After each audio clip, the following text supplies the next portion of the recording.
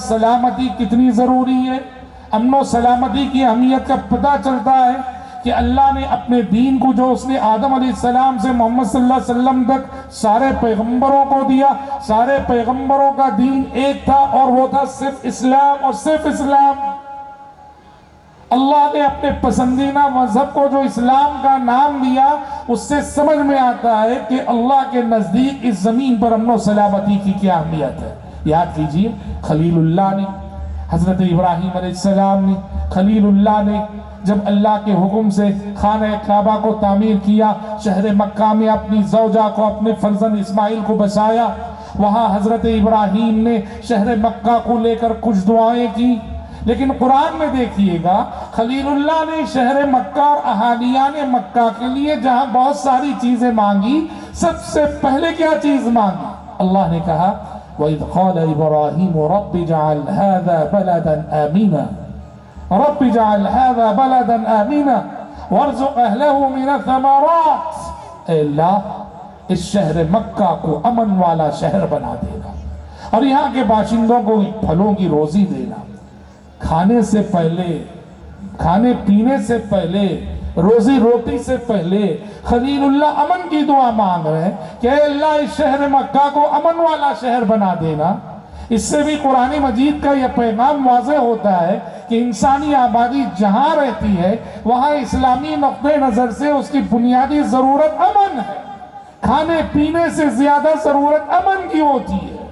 اور یہی وجہ ہے، دیکھیے نا، ایک مسلمان کا تعارف، ایک مسلمان کا انٹروڈکشن جب اللہ کے نبی نے کرایا.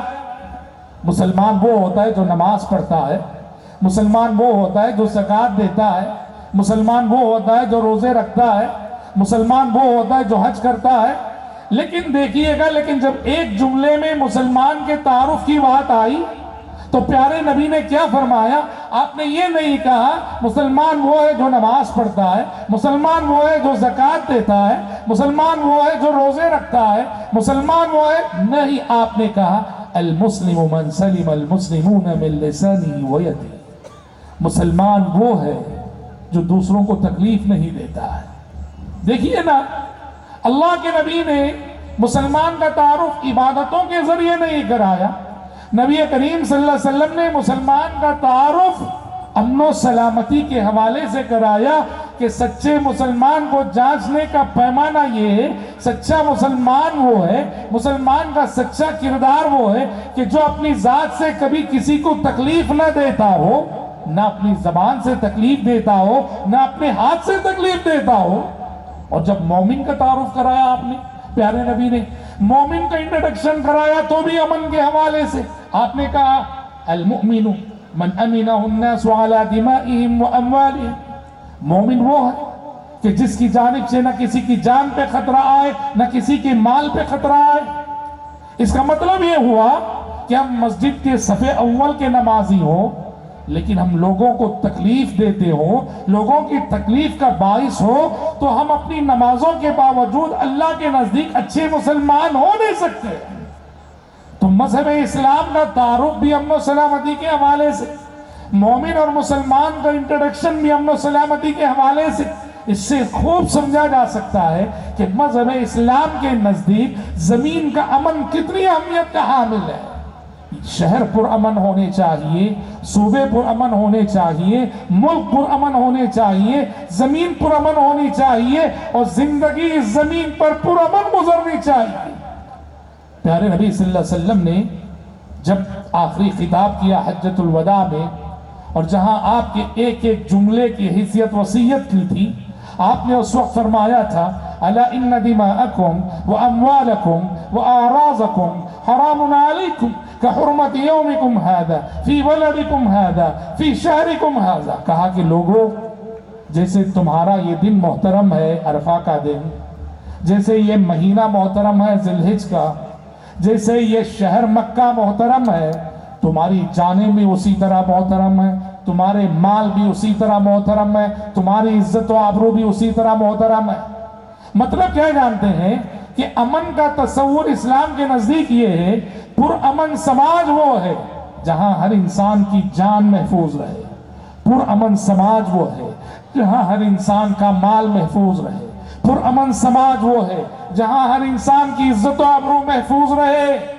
ये बात याद रखना, जान सिर्फ मुसलमान की मोहतरम नहीं, गैर मुस्लिम की भी मोहतरम है। माल सिर्फ मुसलमान का मोहतरम नहीं, गैर मुस्लिम का भी मोहतरम है। इज्जत सिर्फ मुसलमान की मोहतरम नहीं, गैर मुस्लिम की इज्जत भी मोहतरम है। आइए कुछ हवाले देता चलूं। बुखारी शरीफ की हदीस है, आप सब बैठे हुए थे, सहाबा भी थे, एक जनाजा गुजरा, आप फौरन उठ खड़े हुए। जनाजे को देखकर नबी करीम सल्लल्लाहु अलैहि वसल्लम फौरन उठ खड़े हुए।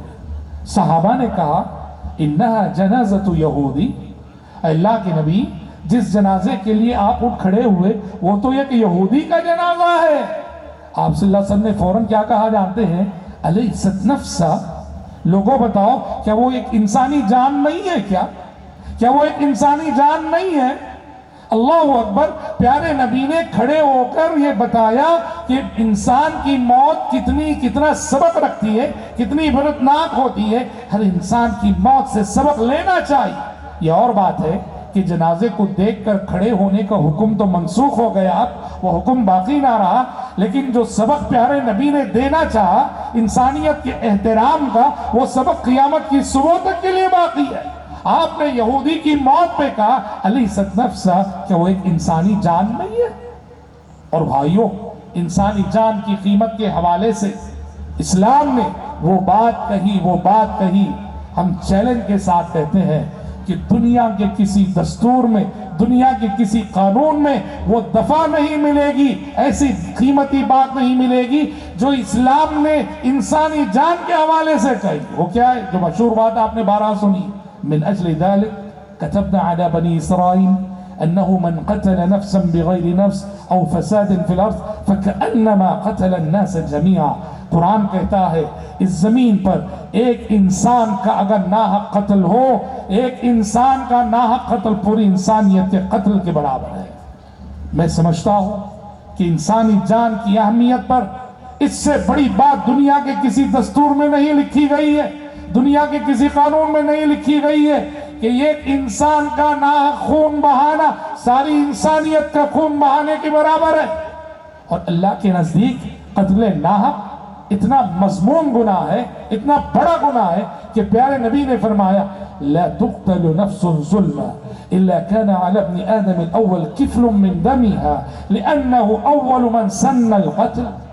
आप सल्लल्लाहु अलैहि वसल्लम ने कहा, जमीन पर जितने मर्डर होंगे, जमीन पर जितने कत्ले नाहक होंगे, हर कत्ले नाहक के गुनाह में आदम का पहला बेटा काबिल बराबर का शरीक रहेगा। क्यों? लिअन्नहु अव्वलु मन सन्ना अल-क़त्ल, जमीन का पहला मर्डर काबिल ने किया अपने भाई हाबिल को कत्ल करके। जमीन का पहला कातिल काबिल बना। इंसानियत कत्ल क्या चीज है नहीं जानती थी, काबिल ने इंसानियत को कत्ल से मुतारफ कराया। प्यारे नबी ने कहा नतीजे में इतना बड़ा वबाल उसके हिस्से में आया, क़ियामत की सुबह तक जितने कत्ले नाहक होंगे सारे कत्ल के जराइम में काबिल बराबर का शरीक होगा।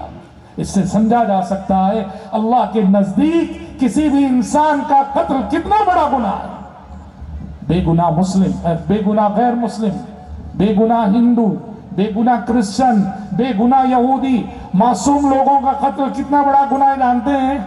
आप ससंग की हदीस समात फरमाएं, आपने फरमाया मन क़तल मुआहिदन लम यरिह रायहतल जन्नह व इन्न रिहहा ला यूजदु मिन मसीरति 40 आम।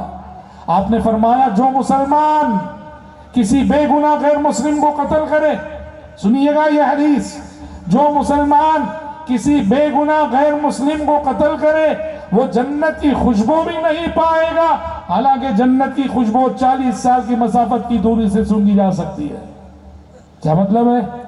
जन्नत में जाना तो दूर की बात है, जन्नत के करीब भी नहीं आ सकेगा। जन्नत की महक तो 40 साल की दूरी से सूंघी जा सकती है। और एक बेगुनाह गैर मुस्लिम का कातिल मुसलमान अगर वो जन्नत की महक भी महसूस नहीं कर सकेगा तो मतलब ये है कि वो जन्नत के करीब भी नहीं जा सकेगा।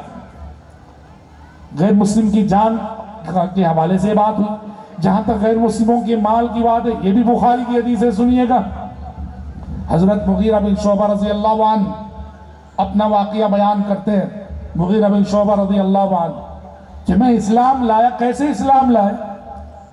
دو غیر مسلمین کے ساتھ جا رہا تھا. دو میرے غیر مسلم دوست تھے, کافر دوست تھے, اور میں بھی غیر مسلم تھا.